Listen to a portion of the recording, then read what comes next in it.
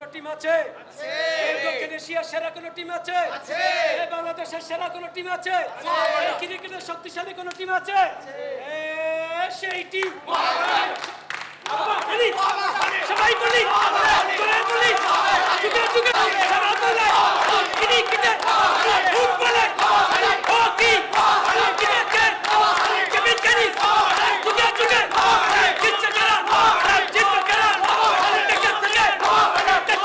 Premier division cricket league চলতেছে আবাহনী মোহামেডান।